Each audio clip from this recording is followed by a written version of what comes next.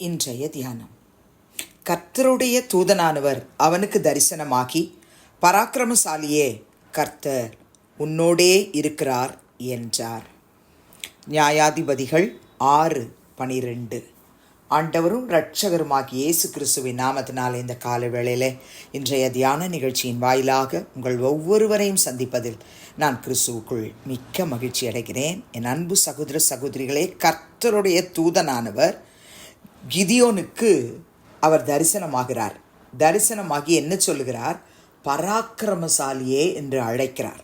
கர்த்தர் உன்னோடே இருக்கிறார் என்று சொல்லுகிறார்.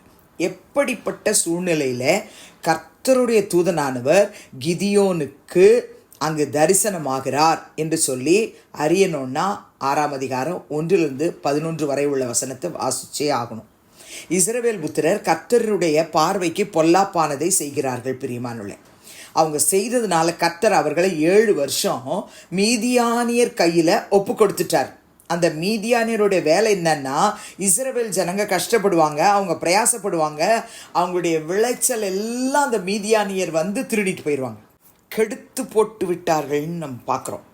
அந்த சூழ்நிலையில் நியாயாதிபதிகள் 6:6 இப்படி மீதியானியராலே இஸ்ரவேலர் மிகவும் சிறுமைப்பட்டார்கள். அப்பொழுது இஸ்ரவேல் புத்திரர் கர்த்தரை நோக்கி முறையிட்டார்கள். கர்த்தரை நோக்கி முறையிட்ட பொழுது இஸ்ரவேல் புத்திரர் மீதியானியர் நிமித்தம் கர்த்தரை நோக்கி முறையிட்ட போது கர்த்தர் அவங்க மத்தியில் ஒரு தீர்க்கதரிசியை அவங்களிடத்திற்கு அனுப்பினார் என்று 8ஆம் வசனத்திலே பார்க்கிறோம். அவன் அவர்களை நோக்கி, இஸ்ரவேலின் தேவனாகிய கர்த்தர் உரைக்கிறது என்னவென்றால், நான் உங்களை எகிப்திலிருந்து வரவும் அடிமைத்தன வீட்டிலிருந்து புறப்படவும் செய்து எகிப்தியர் கையினின்றும் உங்களை ஒடுக்கின யாவருடைய கையினின்றும் உங்களை ரட்சித்து அவர்களை உங்களுக்கு முன்பாக துரத்தி அவர்கள் தேசத்தை உங்களுக்கு கொடுத்து, நான் உங்கள் தேவனாகிய கர்த்தர் என்றும் நீங்கள் குடியிருக்கும் அவர்கள் தேசத்தில் உள்ள எமோரியருடைய தேவர்களுக்கு பயப்படாதிருங்கள் என்றும் உங்களுக்கு சொன்னேன். கர்த்தர் அவங்களுக்கு உணர்த்துறாரு. நீங்கள் ஏன் புலம்புறீங்க, நீங்கள் ஏன் முறையிடுறீங்க, நான் உங்களை எப்படி நடத்தினேன், எப்படி ரட்சித்தேன், எப்படி காப்பாற்றினேன், எப்படி உங்களுடைய சத்துருக்கள் எல்லாம் உங்களுக்கு முன்பாக துரத்தினேன், எல்லாவற்றையும் கர்த்தர் சொல்லி கொடுத்து கொண்டு வருகிறார். நீங்களோ என் சொல்லை கேளாதே போனீர்கள் என்கிறார் என்று சொன்னார். அந்த தீர்க்கதரிசி சொல்றார் இஸ்ரவேலர்கிட்ட, எவ்வளவோ கர்த்தர் உங்களை அதிசயமாக நடத்திட்டு வந்தார், ஆனால் நீங்கள் அவர் சொல்ல கேளாமற் போனீர்கள், அதனால தான் உங்களுக்கு இந்த துன்பம். கர்த்தர் உங்களை 7 வருஷம் மீதியானியர் கையில் ஒப்பு கொடுத்ததனுடைய காரணம் இதுதான்னு சொல்கிறாங்க.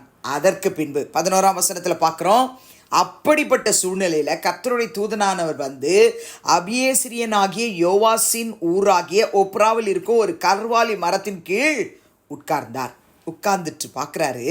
அப்பொழுது அங்கு கிதியோன் கோதுமையை மீதியானியரின் கைக்கு தப்புவிக்கிறதற்காக ஆலைக்கு சமீபமாய் அதை போரடித்து கொண்டிருக்கிறார். அந்த இடத்துல கர்த்தருடைய தூதனானவர் அவனுக்கு தரிசனமாகிறார். கர்த்தருடைய தூதனானவர் என்று சொல்லும் பொழுது ஆண்டவராகி இயேசு கிறிஸ்து அவர் தரிசனமாகி அங்கே கிதியோனை பார்த்து கூப்பிடுறாரு, பராக்கிரமசாலியே, கர்த்தர் உன்னோடே இருக்கிறார் என்றார். என் அன்பு சகோதர சகோதரிகளே, நாம் செய்கிற வேலையை கர்த்தர் பார்த்துக்கிட்டு இருக்கிறார்.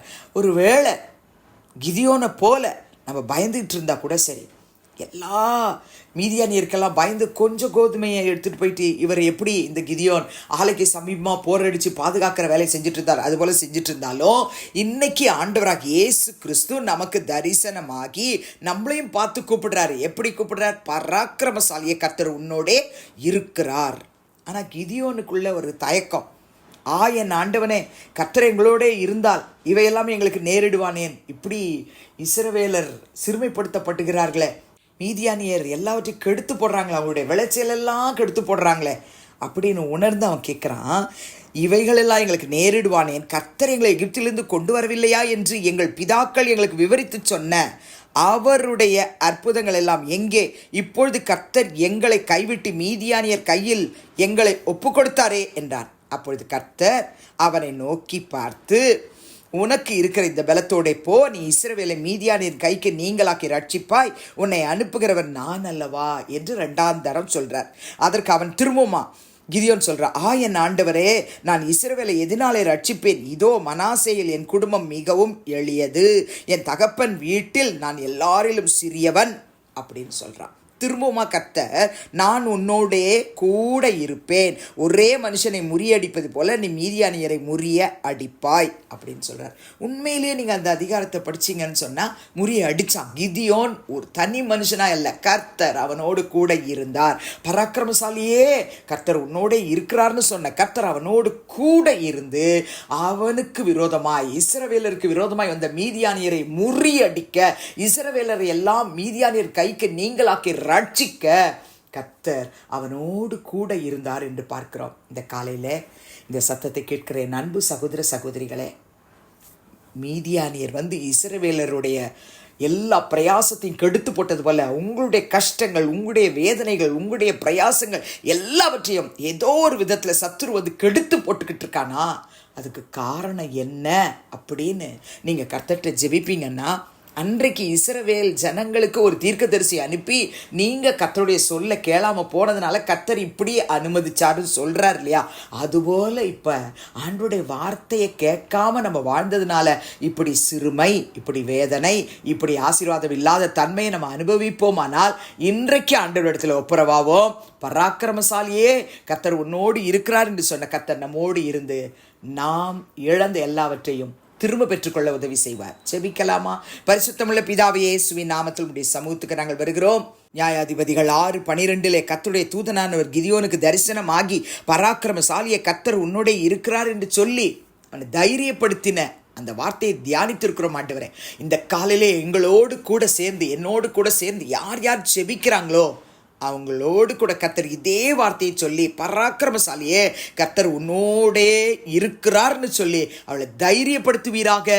அவர்கள் ஒருவேளை இந்த இஸ்ரவேல் ஜனங்களை போல நம்முடைய சமூகத்தில் முறையிட்டு கொண்டிருப்பார்களானால் என்ன காரணம், ஏன் இதை அனுமதிச்சிங்க, எதுக்காக இது என் வாழ்க்கையில் நடந்ததுன்னு கேள்வி கேட்கும் பொழுது கர்த்தர் அவர்களுக்கு, இஸ்ரவேலர் எப்படி உங்கள் வார்த்தைக்கு உங்கள் சொல்ல கேளாமல் கீழ்ப்படியாமல் போனாங்களோ அதுபோல் இருந்ததுனால தான் நான் இதை அனுமதிச்சிருக்கிறேன்னு சொல்லுவீங்களாண்ணா, கர்த்தாவே அந்த காரியத்தில் உம்மோடு கூட மீண்டுமாய் சீர்வருந்த கர்த்தர் உதவி செய்யும். விண்ணப்பத்தை கேட்டு அப்படி செய்யப்படுறதுக்காய் ஸ்தோத்திரம்.